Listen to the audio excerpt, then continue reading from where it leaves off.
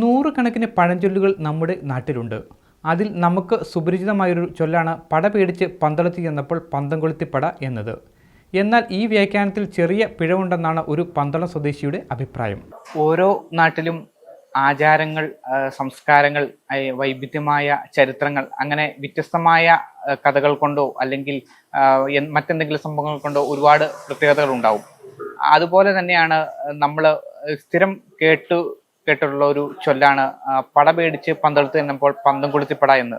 നമ്മളിത് പല കാര്യങ്ങളിലും സംസാരിച്ചു വരുമ്പോൾ ഒരു ഉപമയായിട്ടാണ് ഒരുപക്ഷെ ഇത്തരം കാര്യങ്ങളൊക്കെ നമ്മൾ സംസാരിച്ചു വരാറുള്ളത്. അതിന്റെ അർത്ഥമോ അല്ലെങ്കിൽ മറ്റു കാര്യങ്ങളോ ഒന്നും നമുക്ക് അറിയില്ല. ഇതിനെക്കുറിച്ച് വ്യക്തമായിട്ട് നമ്മളോട് പറയാൻ പന്തളം സ്വദേശി തന്നെയായിട്ടുള്ള ഒരാൾ നമ്മളോടൊപ്പം ഉണ്ട്. ഈ ചൊല്ലിന്റെ അർത്ഥവും അതിന്റെ വ്യാപ്തിയും എന്താണെന്ന് അദ്ദേഹം നമുക്ക് വിശദമായി തന്നെ പറഞ്ഞു തരുന്നതായിരിക്കും. പന്തളരാജനായ വീരമണികണ്ഠന്റെ ചരിത്രമുറങ്ങുന്ന നാടാണ് പത്തനംതിട്ട.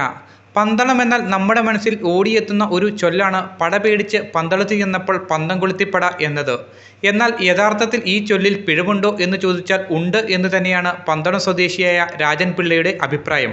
എല്ലാവരും പറയുന്നത് എന്താണെന്നറിയോ, പട പേടിച്ച് പന്തളത്ത് ചെന്നപ്പോൾ പന്തം കൊളുത്തിപ്പട. പക്ഷെ സത്യം അതല്ല. പട നയിച്ചുകൊണ്ട് പന്തളത്ത് ചെന്നാണ്. അതായത് പട നയിച്ച് പന്തളത്ത് അങ്ങനെയാണ് നമ്മളത് പട പേടിച്ച് പന്തളത്ത് ചെന്നു.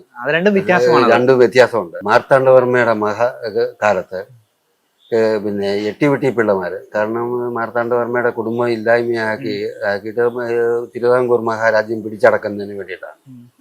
അങ്ങനെ അവരുമായിട്ട് ഒരു തീരുമാനമുണ്ടായി. അവര് എട്ടിവെട്ടി പിള്ളമാരെല്ലാം കൂടി മാർത്താണ്ഡവർമ്മയെ യുദ്ധത്തിൽ തോൽപ്പിക്കാൻ ഒക്കത്തില്ലെന്ന് അറിഞ്ഞു കഴിഞ്ഞ് തന്നെ പന്തള രാജ്യത്താണെങ്കിൽ യുദ്ധം ചെയ്ത് പന്തള രാജ്യത്തിനെ തോൽപ്പിക്കാം എന്ന് മനസ്സിലാക്കിക്കൊണ്ട് എട്ടിവെട്ടി പിള്ളമാരെ ചാരന്മാരെ വിടുകയാണ്. പക്ഷെ അതിനു മുൻപ് മാർത്താണ്ഡവർമ്മ ഈ വിവരങ്ങളൊക്കെ അറിഞ്ഞു കഴിഞ്ഞപ്പോൾ അവരുടെ ബന്ധു കുടുംബങ്ങളാണ് അമ്പലപ്പുഴ രാജവംശങ്ങൾ. അവരെ അവിടുത്തെ പടയാളികളെ വിട്ട് പന്തളത്ത് കൈപ്പഴ കൊട്ടാരത്തിന്റെ മുറ്റത്ത് ഇപ്പോഴും ആ കൊട്ടാരങ്ങളൊക്കെ ഉണ്ട്. അവിടെ മണ്ണടി ഭഗവതിയുടെ ഒരു പഴയ കാലത്തെ ഒരു ബിംബവും ചെറിയൊരു അമ്പലം പോലെയാണ്. അതിന്റെ മുന്നിൽ രാത്രി കാലങ്ങളിലാണ് ഇത് പഠിപ്പിച്ചത്. അപ്പൊ അതിന് പഠിക്കുന്നതിന് വേണ്ടിയിട്ട് അവർ പന്തം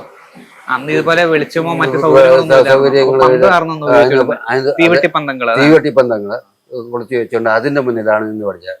അപ്പൊ ഇവരിത് ഒളിഞ്ഞു മറിഞ്ഞ് ഇത് വന്ന് കണ്ടു കഴിഞ്ഞാണ് ഇവരെ യുദ്ധം ചെയ്താൽ ജയിക്കാനൊക്കെ ഒക്കത്തില്ല, ഇവര് കായികാഭ്യാസികളാണെന്ന് അറിഞ്ഞാൽ അവർ തിരിച്ചു പോവുകയാണ് ചെയ്തത്.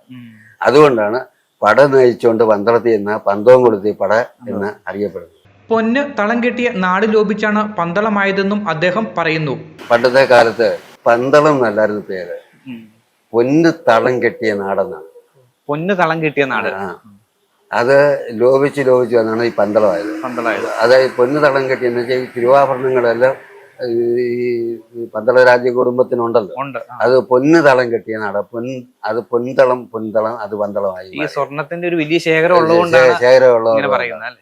കൂനങ്കര ശബരി ആശ്രമത്തിലെ അന്തേവാസിയായ ഇദ്ദേഹത്തിന് ശബരിമലയും പന്തളവുമായി ബന്ധപ്പെട്ട കൂടുതൽ ഐതിഹ്യങ്ങളും ആചാരങ്ങളും അറിയാവുന്നതാണ്. നമ്മുടെ പന്തളം കൊട്ടാരം എന്ന് പറഞ്ഞാല് ശബരിമലയായിട്ട് ഒരുപാട് ബന്ധമുള്ളതാണല്ലോ. ഒരുപാട് ബന്ധം, ചരിത്രപരമായിട്ടും സാംസ്കാരികപരമായിട്ടും അതിന്റെ തിരുശേഷിപ്പുകളും കാര്യങ്ങളെല്ലാം ഇപ്പോഴും ഉണ്ട്. അത് എന്താണ് ഈ ഇതുമായിട്ട് ബന്ധപ്പെട്ട്, ശബരിമലയായിട്ട് ബന്ധപ്പെട്ട് നിൽക്കുന്ന അല്ലെങ്കിൽ പന്തളം കൊട്ടാരവുമായിട്ട് ബന്ധപ്പെട്ട് നിൽക്കുന്ന ഏറ്റവും പ്രധാനപ്പെട്ട ഒരു ആചാരം, ഒരു ചടങ്ങ്, അങ്ങനെ ചേട്ടന്റെ ഓർമ്മയിലുള്ള ഒരു സംഭവം എന്ന് പറയാമോ? പഴമക്കാർ പറയുന്നത് അയ്യപ്പനും ശാസ്താവും രണ്ടും രണ്ടാണ്. അയ്യപ്പൻ എന്ന് പറയുന്നത് പന്തളത്ത് രാജാവിന് ഒരു പുത്രൻ പമ്പയിൽ നിന്നും കിട്ടി, അതിനെ എടുത്തു വളർത്തി കൊട്ടാരത്തിൽ അയ്യപ്പൻ എന്ന് നാമകരണം ചെയ്തത്. അതേ സമയത്ത് ശാസ്താവ് എന്ന് പറയുന്നത് ഹരിയിൽ നിന്നും ഉണ്ടായ പുത്രനാണ്.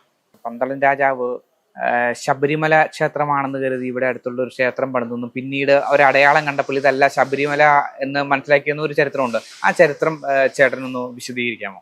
പഴമക്കാർ പറയുന്നത് ആദ്യമായിട്ട് തമ്പുരാന് തിരുവാഭരണം കൊണ്ട് വരുമ്പോൾ ഈ ശബരിമല ധർമ്മശാസ്ത്ര ക്ഷേത്രം കക്കാട്ടുവയ്ക്ക ക്ഷേത്രമാണെന്നും പറയേണ്ട ഇവിടുത്തുകാരൊക്കെ പറയുന്നത് അവിടെയാണ് തിരുവാഭരണം കൊണ്ടുവന്ന് ചാർത്തിയതെന്നാണ് പറയുന്നത്.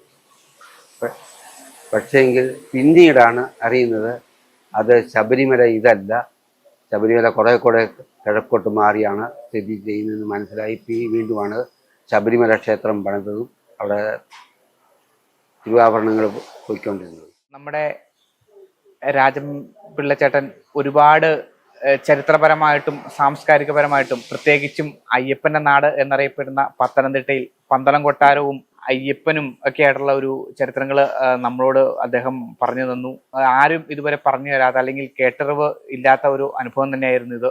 ഇക്കാര്യം എന്താണെങ്കിലും വരും തലമുറയ്ക്ക് കൂടുതൽ അറിവ് പകരുമെന്ന കാര്യത്തിൽ യാതൊരുവിധ സംശയവുമില്ല. അത് ചരിത്രമാണെങ്കിലും അല്ലെങ്കിൽ നാടിന്റെ സംസ്കാരമാണെങ്കിലും ചേട്ടൻ പഴയ തലമുറ മുതൽ കേട്ടറിഞ്ഞ കാര്യങ്ങളും തനിക്കറിയാവുന്ന കാര്യങ്ങളെല്ലാം നമ്മളോട് പങ്കുവച്ചിരിക്കുകയാണ്.